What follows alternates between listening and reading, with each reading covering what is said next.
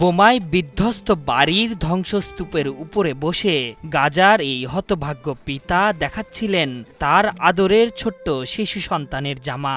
প্রিয় সন্তানটি আর বেঁচে নেই। কাঁদতে কাঁদতে পিতার চোখের পানিও শুকিয়ে গেছে।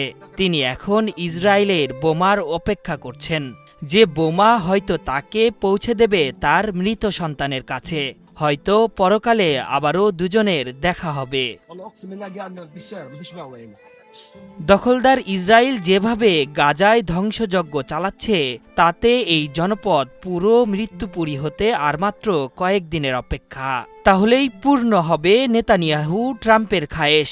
গাজা তারা বানাবেন আমোদ প্রমোদের রিসোর্ট ক্যাসিনো, যেখানকার হৈহুল্লোড়ে চাপা পড়ে যাবে প্রত্যেকটি গাজাবাসীর মৃত্যু মুহূর্তের শেষ আর্তনাদ। ক্যামেরায় ওয়াও, স্টাইল দেখাও, Xenon X21 পারলে ঠেকাও। অবরুদ্ধ গাজাকে মৃত্যুপুরী বানিয়েই ছাড়বে দখলদার ইসরায়েল। আর শিশুদের জন্য পবিত্র ভূমিটি নো ল্যান্ডে পরিণত করতে মিশনে নেমেছে তারা। সেই লক্ষ্যে গত 18 মার্চ ভোররাতে যখন সেহরির প্রস্তুতি নিচ্ছিলেন গাজাবাসী, তখন যুদ্ধবিরতি চুক্তি লঙ্ঘন করে ব্যাপক বিমান হামলা চালায় দখলদার বাহিনী। সেই থেকে আজ পর্যন্ত দিনে গড়ে 100 শিশু হত্যা করছে দখলদাররা। মানবতাকে বুড়ো আঙুল দেখিয়ে রক্তহোলিতে মেতেছে নেতানিয়াহু প্রশাসন। পবিত্র মাহে রমজানে কাঁদো কাঁদো কণ্ঠের আজান সামাজিক মাধ্যমে ছড়িয়ে পড়েছিল, যা গোটা মানবজাতির বিবেককে নাড়িয়ে দিয়েছিল।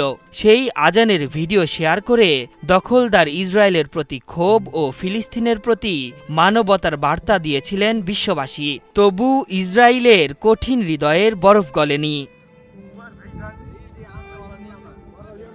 ডোনাল্ড ট্রাম্প দ্বিতীয় মেয়াদে ক্ষমতা গ্রহণ করলে এই অঞ্চলে শান্তি ফিরবে এমনটাই ভেবেছিলেন অনেকেই, কিন্তু এমন কিছুই ঘটেনি।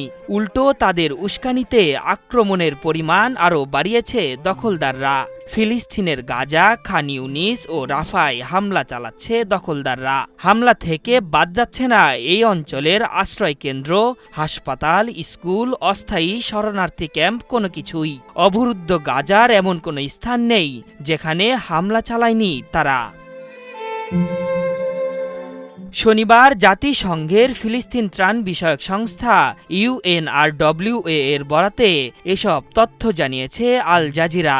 এদিকে সংস্থাটির প্রধান ফিলিপ লাজ্জারানি মাইক্রোব্লগিং সাইট এক্সে এক পোস্টে বলেছেন, ইসরায়েল অবরুদ্ধ অঞ্চলটিকে শিশুদের জন্য নো ল্যান্ডে পরিণত করেছে। ছোট জীবন এমন যুদ্ধে সীমিত হচ্ছে যেটি শিশুরা তৈরি করেনি। এটি আমাদের সাধারণ মানবতার ওপর কলঙ্ক। সম্প্রতি মধ্যস্থতাকারী মিশর ও কাতারের কাছ থেকে প্রস্তাব পেয়ে যুদ্ধবিরতির প্রস্তাবে রাজি হয়েছে ফিলিস্তিনের প্রতিরোধ যোদ্ধারা। তাদের দাবি, শান্তি আলোচনায় আমরা কাতার ও মিশরের কাছ থেকে প্রস্তাব পেয়েছি, সেগুলো আমরা ভালোভাবে পর্যালোচনা করে দেখছি। আর যেসব বিষয়ে আলোচনা হয়েছে সেখানে বাধা হয়ে দাঁড়াবে না দখলদার ইসরায়েল। এদিকে তেল আবিব ও ওয়াশিংটন বলেছে, এই অঞ্চলে শান্তি ফেরাতে ফিলিস্তিনের মুক্তিকামী প্রতিরোধ যোদ্ধাদের নিরস্ত্র হতে হবে। কিন্তু তাদের এই প্রস্তাবে মতানৈক্য আছে সশস্ত্র সংগঠনটির। তাদের দাবি, যতদিন না পর্যন্ত ফিলিস্তিনি দখলদারিত্ব বন্ধ করবে ইসরায়েল, ততদিন তারা নিরস্ত্র হবে না।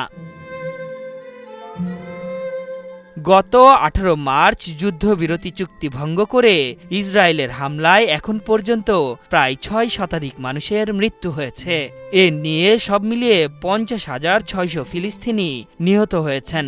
তবে জাতিসংঘের তথ্য বলছে এই সংখ্যা 55,000 ছাড়িয়েছে।